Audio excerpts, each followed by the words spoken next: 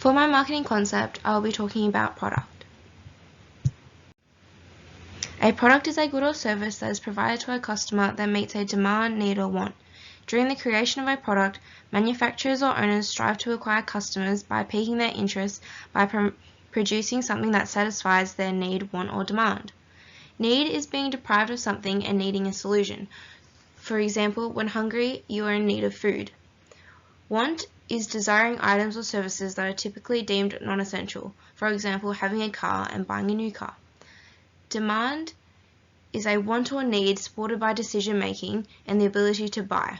Example, buying second-hand books instead of new books because you're on a budget. What is product concept?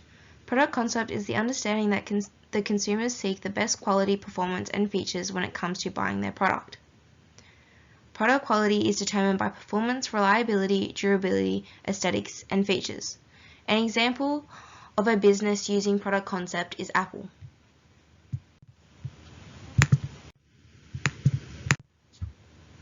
Classification of products.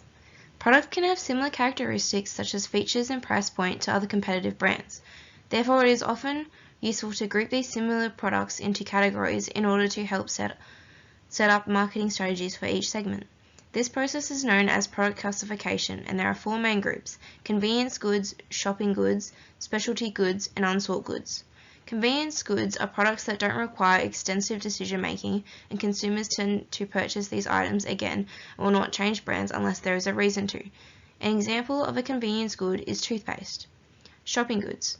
Shopping goods are products that come to mind when one hears the word shopping. Therefore, could be clothes or more expensive items such as cars. Specialty goods are companies that specialize in a certain product so well that consumers tend not to evaluate alternatives. For example, when buying a phone, there is high chance consumers will purchase an iPhone instead of a Samsung. Unsought goods are products that consumers do not think of needing or buying until the situation particularly produced by fear or danger occurs. For example, fire extinguishers. The product life cycle consists of 4 stages: introduction stage, growth stage, maturity stage, and decline stage. Products enter the introduction stage after they have been developed and are ready to be released for customer consumption. During the launch of the new product is when companies figure out whether consumers are responding well to the good or service. This can be expensive considering companies have to pay for the release without any guarantee that the product will make a profit. The main objective during this stage is to increase consumer demand to ensure the product is a success. The second stage is the growth stage. This refers to whether or not the product has grown in sales and profits. If a product is becoming popular, this is when companies can decide to dedicate more time and money into advertisements, promotions, and market shares to ensure they are reaping the maximum reward. Maturity is the third stage. Once a product reaches the maturity stage in the cycle, this is likely when sales begin to slow down or even drop. This can be due to other alternatives being available, or even because there is no longer a high demand in the production of the good or service. At this point, companies can innovate the product to meet the new demand or develop new products. There is no time frame for how long the product will stay in this stage. It mostly depends on consumer demand and possibly alternatives. For example, iPods and newspapers are still in the mature phase. They are declining, but they are still available today. The decline stage is when product sales tend to drop significantly, although companies will try to keep their product in the mature stage for as long as possible. A reason for the decline can be due to a change in consumer demand or needs because of technological advances.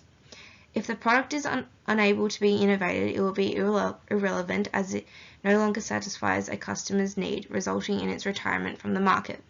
For example, here we have diesel cars, typewriters, and old phones.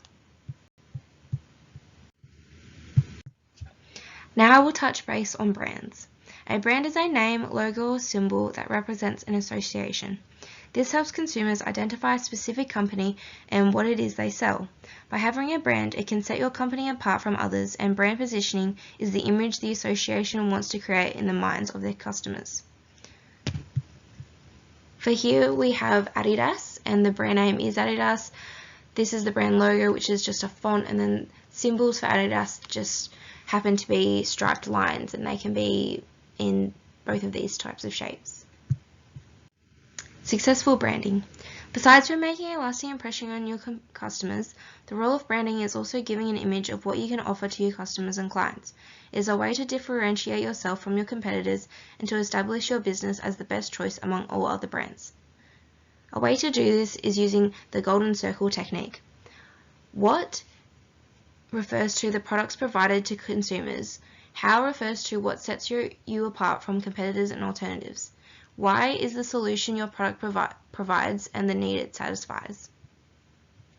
For example, the brand Apple, instead of being just another phone enterprise, Apple is a leading-edge technology company that specializes in creating consumer electronics such as smartphones, watches, and PCs. They are known for being innovative and having a sleek design with a fundamental benefit of being easy to use. Thank you for listening.